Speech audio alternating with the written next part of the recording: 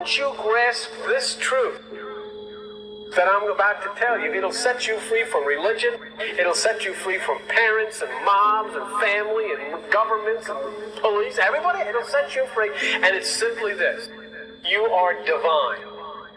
God has exploded in a Crab Nebulae explosion, and he has come and manifested himself as billions of people. And you're one of you, and so am I. When I look at you, I see God. When you look at me, you see God. That's why God's name is I am. I am God. It doesn't mean that me, God. It means I am. When you say I am God, you have to say, what is God's name? I am. What? I am God. Oh my God, then all the people, Christians run around, oh, I told you they think they're God.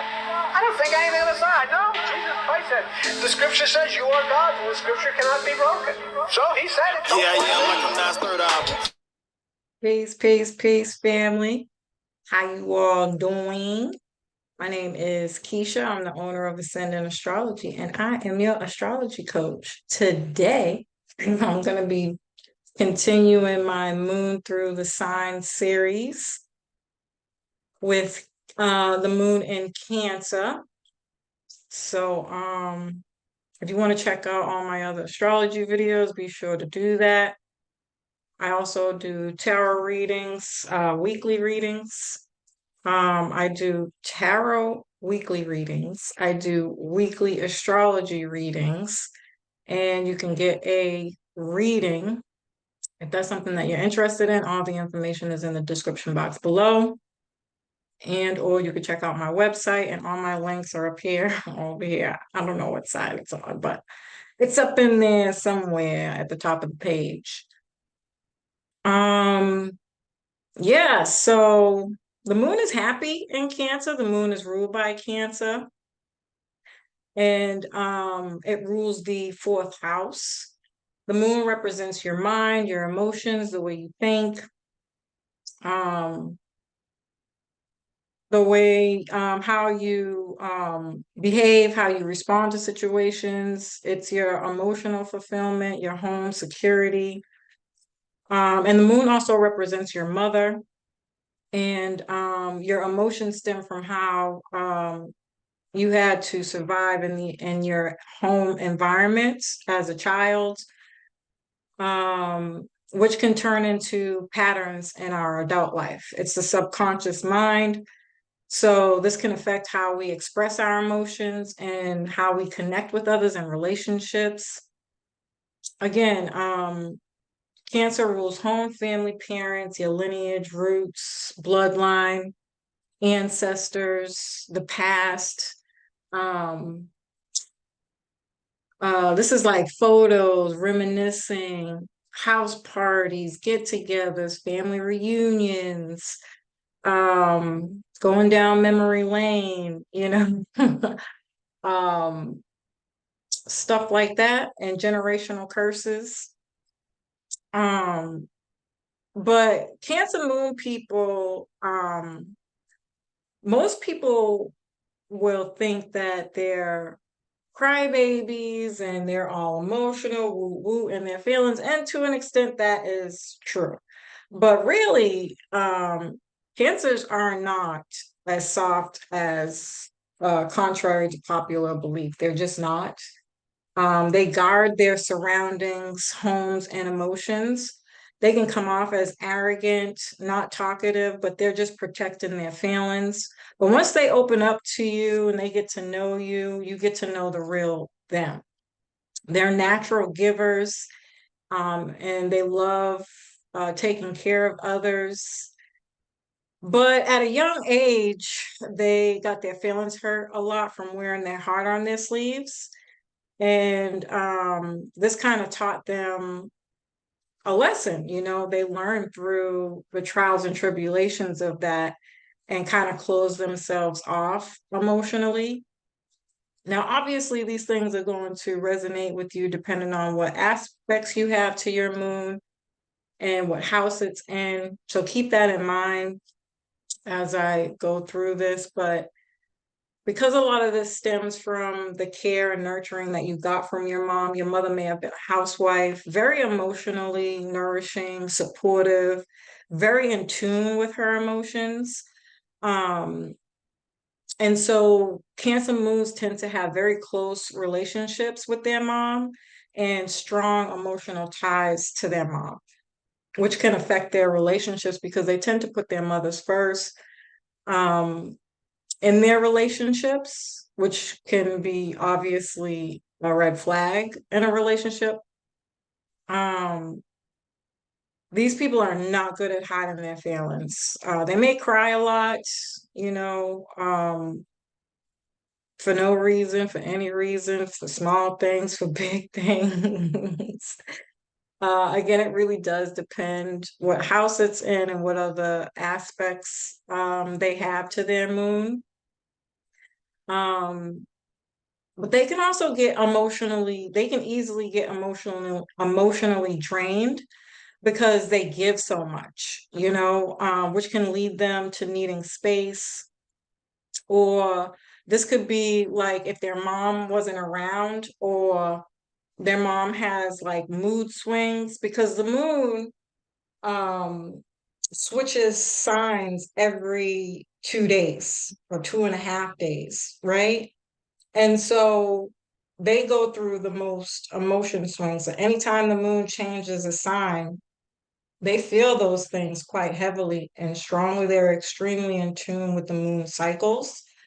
And the moon switches even more than Mercury. Outside of the moon, Mercury is the only other planet that switches that often or goes through retrogrades or some kind of switch and change, and so this kind of can make them have a lot of mood swings. This is also where psychology and astrology really kind of come together, because this shows what your attachment style is, and where that comes from and stems from, again, depending on what sign your moon is in. And it's very important to know those things and keep those things in mind, which is why I do the weekly astrology for my clients, where I will take their birth chart and do weekly and give them day by day breakdowns of what's going on according to the moon and whatever other planets are aspecting the moon, because that's probably the best astrology to get, even over an astrology reading, because you'll get more out of that, and it really can help you like guide your life and show you what not to do or what to expect, right? This could also be that Cancer moons have mothers can have mental illness, chronic depression, jealous tendencies, and very obsessive, which can lead to Cancer moons looking for a mother in their relationships, which is obvious red flags, right? Um, and this could also lead to um, them falling for the wrong people and not being able to find balance in relationships. Um, Also, if they have a missing mom or a mom with these things, they tend to distance themselves from their mother. Um, and this could be like allows them to be very creative. This is how they cope. These people can be extremely creative in their solitude and their downtime. And again, it depends where and what you do, but these people can be very, very creative and build things and create things during that downtime. So that in a sense is kind of good for them. They need that to kind of give them equilibrium in their emotions or balance their emotions, or just feel some kind of safety and security through creating a safe space where they can be creative and kind of just let their mind flow without worrying or stress and things like that. Um, these people want to feel nourished and appreciated. They want partners that can provide security, who wants kids, and emotional security. Emotional security is probably bigger than even all of that, but genuinely, they want to be appreciated for the nourishment that they provide in whatever form that is, right? Um, mm, they tend to want mature partners, but because opposite Cancer is Capricorn, they can attract people who are very cold and dry personality types, which can lead to the relationship being more like a business relationship than a love or romantic or even nourishing relationship in some senses. There's things that you have to work on in order to get that emotional fulfillment in a relationship. I'm not saying that it can't be done. I'm just saying how you'll know whether you're in tune with your emotions or not is through your partner and who you're attracting, right? Um, so keeping that in mind as well. But yeah, I love Cancer Moon. I'm a Cancer Moon. Um, and I didn't get into astrology. I have an older son, and I didn't get into astrology until he was way older, but at least not professionally anyway. And he has a Cancer stellium from his first house all the way through his third. He's pretty much, I mean, if he's not a Cancer, I don't know who is. He's the pentacle of Cancers. Um, and I'm a Cancer moon. And so I've noticed that I'm a very, cutthroat. I'm that Capricorn parent, right? And through counseling, I had to learn how to be a little bit more softer, how to be more in my feminine energy in order to nurture him, which didn't come later in his life. And I can see how those things are playing out with him and our relationship now. But I also could see at a very young age the emotional attachment, right? And so because I'm a Gemini sun, it's very intellectual, right? It's not it wasn't enough nurturing for him. And we work on those things now as an adult so that he can build better relationships in his life. Because I can see where the struggle is. This is very real. This video right here was near and dear to my heart. I'm really speaking from personal experiences. I can't tell you how important it is if you have a Cancer Moon child to nurture them.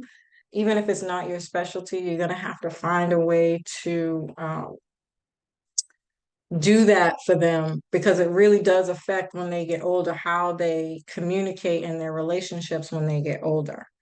So, anyways, I can go on and on and on, but as usual, family, I love and appreciate you. I hope you found this information helpful. Peace.